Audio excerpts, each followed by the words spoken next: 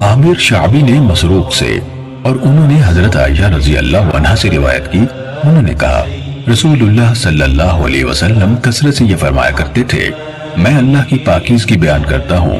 اس کی حمد کے ساتھ میں اللہ سے بخشش کا طلبکار ہوں اور اسی کی طرف رجوع کرتا ہوں۔ حضرت عائشہ رضی اللہ عنہا نے کہا، میں نے پوچھا اے اللہ کے رسول، میں آپ کو دیکھتی ہوں کہ آپ بکثرت کہتے ہیں سبحان اللہ و بحمدہ، استغفر اللہ و اتوب الیہ۔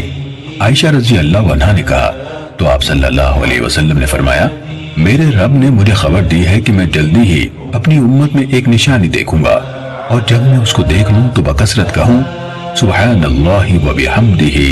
استغفر اللہ و اتوب الیہ۔ تو وہ نشانی میں دیکھ چکا ہوں جب اللہ کی نصرت اور فتح پہنچے، یعنی فتح مکہ،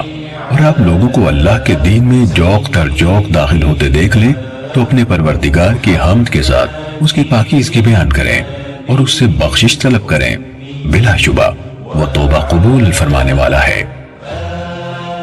صحیح مسلم حدیث نمبر 1088۔